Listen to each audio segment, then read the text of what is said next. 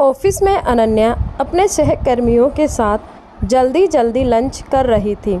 Lunch के फ़ौरन बाद उसका एक महत्वपूर्ण प्रेजेंटेशन था जिसके लिए वह काफ़ी उत्साहित थी।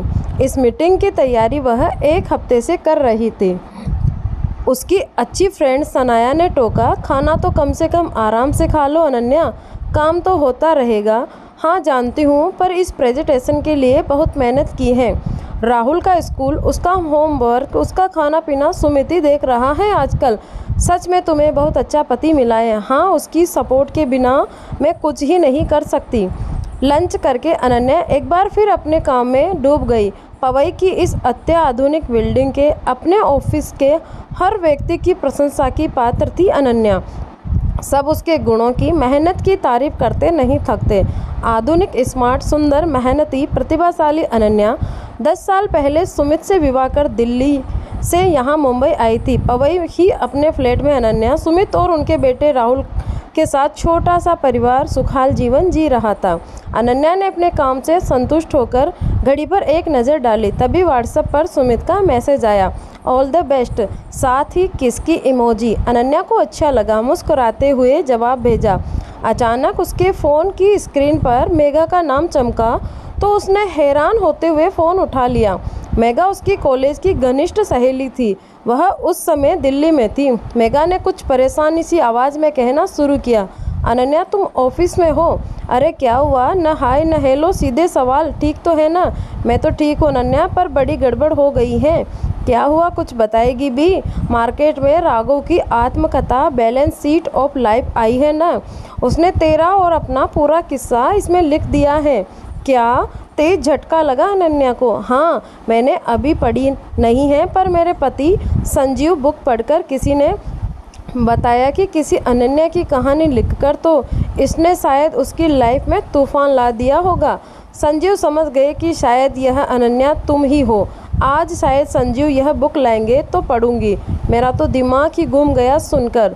सुमित जानता है ना उसके बारे में? हाँ जानता तो है कि मैं और राघव एक दूसरे को पसंद करते थे और हमारा विवाह उसके महत्वाकांक्षी स्वभाव के चलते हो नहीं पाया, और उसने धन दौलत के लिए किसी बड़े बिजनेसमैन की बेटी से विवाह कर लिया था, और आज वह भी देश का जाना माना नाम है। मेघा ने अटकते हुए संकोचपूर्वक कहा, अनन्या सुना है तुम्हारे और उसके बीच होने वाले सेक्स की बात? अनन्या एक शब्द नहीं बोल पाई। आंखें अचानक आंसुओं से भरती चली गई। अपमान के घूंट चुपचाप पीते हुए बाद में फ़ोन करती हूँ कहकर फ़ोन रख दिया। मेघा ने उसी समय मैसेज भेजा, please don't be sad, free होते ही फ़ोन करना। कुछ पल बाद सनाया ने आकर उसे झंझोड़ा तो जैसे वह होश में आई। क्या हुआ अनन्या, ऐसी में भी इतना पसीना? तेरी तबीयत तो ठीक है ना?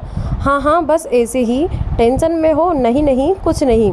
अनन्या फीकी सी हंसी हंस दी। यूँ ही कह दिया, प्रेजेंटेशन के बारे में सोच रही थी। कोई और बात है? जानती हूँ तू इतनी कॉन्फिडेंट है, प्रेजेंटेशन के बारे में सोचकर माथे पर इतना पसीना नहीं आएगा। नहीं बताना चाहती तो कोई बात नहीं, ले पानी पी और चल। अनन्या ने उस दिन कैसे अपना प्रेजेंटेशन दिया वही जानती थी। अतीत की परछाई ने उसे स्वयं को बड़ी मुश्किल से निकाला था। मन अतीत में पीछे ले जाता रहा था और दिमाग वर्तमान पर ध्यान देने के लिए आगे धकेलता रहा था। तभी वह सफल हो पाई थी। उसके सीनियर्स ने उसकी तारीफ कर उसका मनोबल बढ़ाया था। तबीयत कुछ ठीक नहीं लग रही कहकर वह घर के लिए जल्दी निकल गई। राहुल स्कूल से डे केयर में चला जाता था। सुमित आजकल उसे लेता हुआ ही घर आता था। वह चुपचाप घर जाकर बेड पर पड़ गई। राघव उसका पहला प्यार था। कॉलेज में वह उसके प्यार में ऐसे मग्न हुई कि यही मान लिया था कि जीवन भर का साथ है। राघव एक छोटे कस्बे से दिल्ली में किराए का कमरा लेकर पढ़ता था। राघव के बहुत आग्रह करने पर वह एक बार राघव के कमरे पर गई थी। वही भावनाओं में बहकर अनन्या ने पूर्ण समर्पण कर दिया था। आगे विवाह से पहले कभी ऐसा ना हो यह सोचकर फिर कभी उसके कमरे पर नहीं गई थी।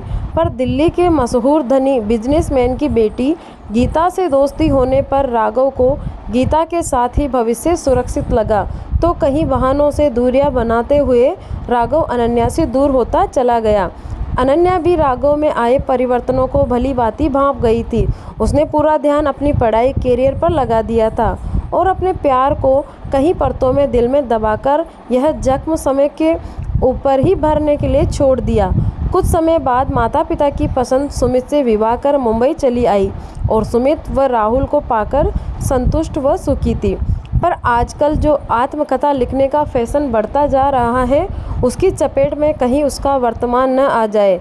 वह फांस अनन्या के गले में ऐसे चुभ रही थी कि उसे एक पल भी चैन नहीं आ रहा था। जिस प्यार के एहसास की खुशबू को अपने दिल में ही दबाकर उसकी स्मृति से लंबे समय तक सुवासित हुई थी, आज जैसे उस एहसास से दुर्गंध आ रही थी। अपनी सफलता प्रसिद्धि के नशे में चूर राघव ने अपने आत्मकथा में उसका प्रसंग लिखकर उसके लिए मुश्किल खड़ी कर दी। कहीं ससुराल वाले, मायके और राहुल बड़ा होकर यह सब जान न ले।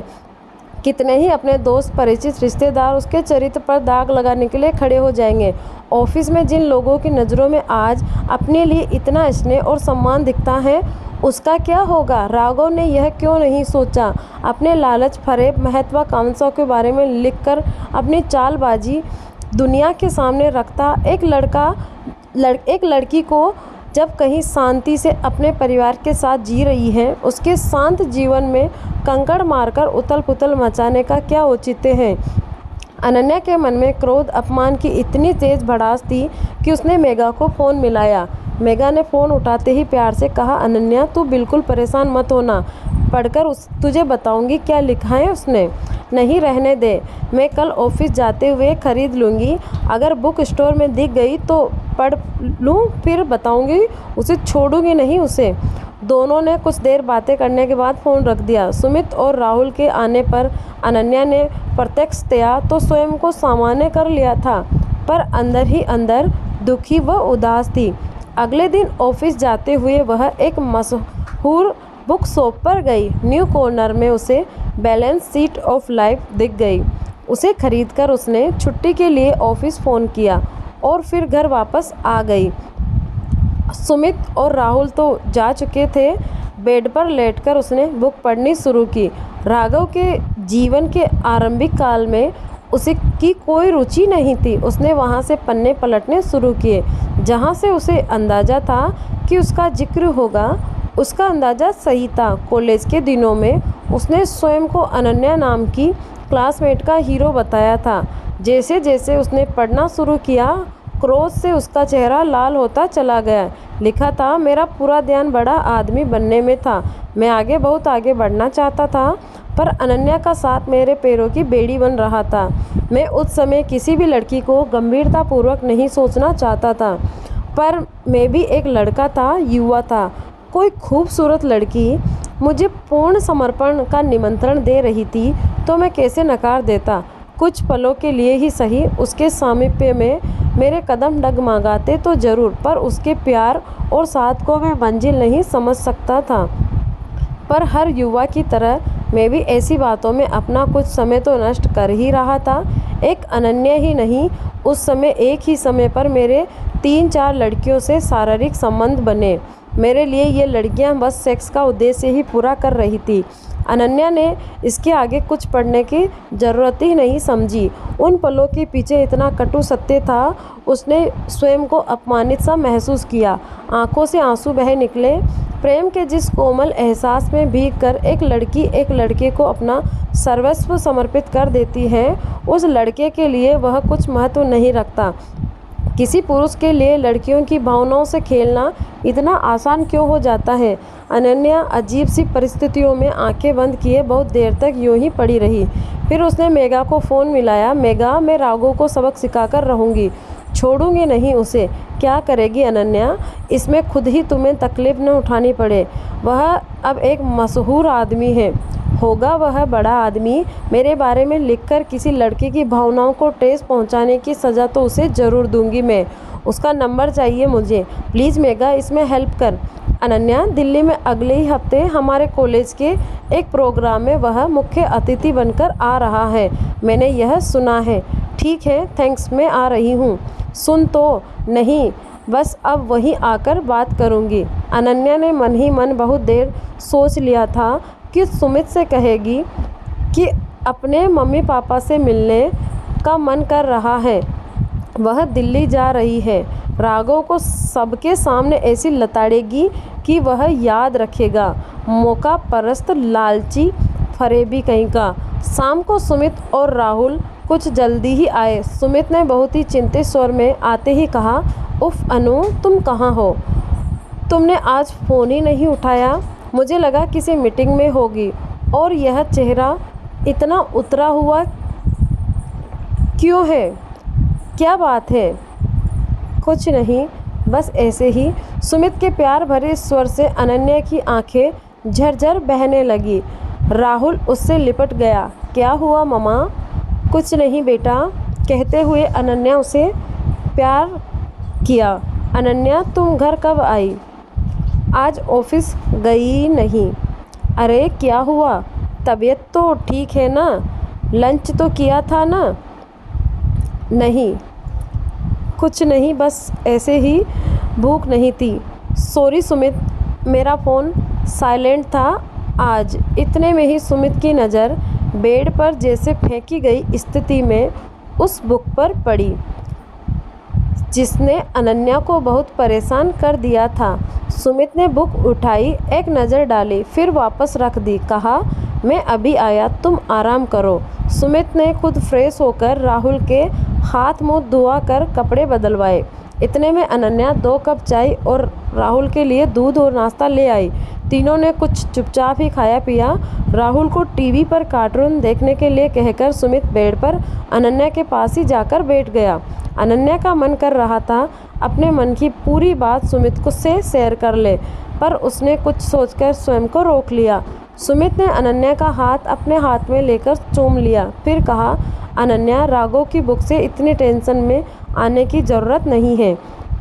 अनन्या को हैरत का एक तेज झटका लगा। बोली, यह सब पता है तुम्हें? हाँ, इस बुक को मार्केट में आए 1 महीना हो चुका है।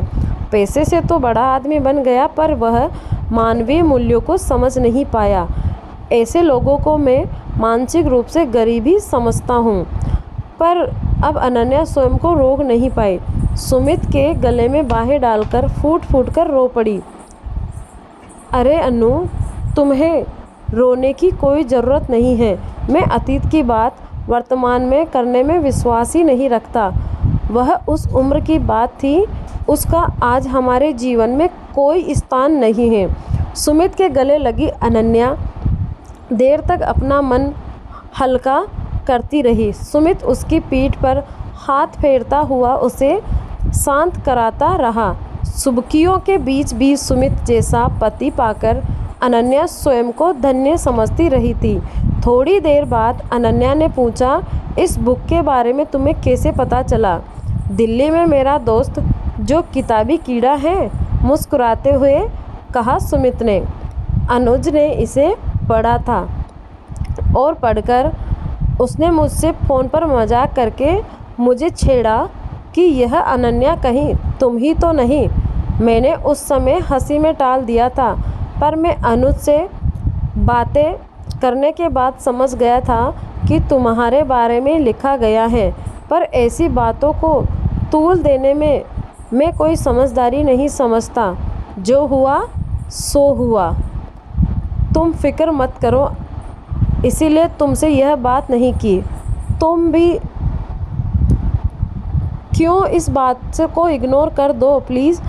मगर सुमित, मैं ऐसे व्यक्ति को सबक सिखाना चाहती हूँ जो अपनी कहानी की पब्लिसिटी के लिए कहीं लड़कियों के जीवन से खिलवाड़ कर रहा है। यह तो तुम इतने अच्छे इंसान हो, मगर ज़रा सोचो, कोई और हो तो क्या क्या हो सकता है। मेरे मन को तभी सुकून मिलेगा जब मैं उसे ऐसा सबक सिखाऊंगी कि पब्लिसिटी को तरसते लोग आजीवन याद रखें। मैं दिल्ली जाना चाहती हूँ सुमित, उसके लिए तुम्हें कहीं जाने की ज़रूरत नहीं पड़ेगी। जो तुम्हें उसे कहना है फ़ोन पर कह लो। वैसे क्या कहना है? उसका फ़ोन नंबर कहाँ है हमारे पास? मैं उसे मानहानि के केस में धमकी देकर उसका अपमान करना चाहती हूँ। ठीक है, तुम चाहो तो गीता से बात भी कर सकती हो। वैसे हमें सिर्फ डराना और मानसिक परेशानी ही तो देनी है उसे। हमें उसका पैसा तो बिल्कुल भी नहीं चाहिए। मुझे आराम से गीता का नंबर मिल सकता है। मेरे बॉस की रिश्तेदार हैं वह। सुना है अच्छे स्वभाव की है, ज़रा भी घमंड नहीं है। ठीक है सुमित, मुझे उसका नंबर दे दो। वह शायद मुझे भी पहचान ही जाए। तुम मेरे साथ हो तो अब मुझे किसी भी बात की चिंता नहीं है। पर मेरी एक शर्त है। क्या? तुम्हारे चेहरे पर मुझे दुख या उदासी न दिखे। अनन्या मुस्कुराती हुई सुमित से लिपट गई। अब उसका मन हल्का हो गया था। मन पर रखा एक भारी पत्थर जैसे हट गया था। अगले दिन सुमित ने अनन्या के फ़ोन पर गीता का नंबर भेज दिया। अनन्या ने लंच टाइम में एक शांत जगह जाकर गीता का नंबर मिलाया। गीता ने फ़ोन उठाया तो अनन्या ने कॉलेज के दिनों का अपना परिचय दिया। गीता को सब याद आ गया। बोली, कैसी हो? मेरा नंबर कैसे मिला? कहाँ से मिला वह छोड़ो गीता, बस यह पूछने का मन हुआ कि अपने पति की आत्मकथा पढ़ी होगी तुमने, कैसी लगी? गीता का स्वर कुछ धीमा हुआ। क्यों, अपना नाम आने पर परेशान हो? मुझे राघव का नंबर दे सकती हो। इतने सच दुनिया के सामने रखने पर उसे गर्व हो रहा होगा ना। बधाई तो बनती है ना। मैं समझी नहीं। वैसे राघव इस समय मेरे सामने ही बैठा है। यह तो बहुत अच्छा है। क्या तुम फ़ोन स्पीकर पर कर सकती हो प्लीज़? हाँ। गीता ने फ़ोन स्पीकर पर कर दिया। अनन्या की ठहरी हुई गंभीर आवाज़ स्पीकर पर गूंज उठी। मैंने फ़ोन इसीलिए किया है राघव कि तुम्हें पहले स्वयं ही बता दूं कि मैं तुम पर मानहानि का दावा करने वाली हूँ।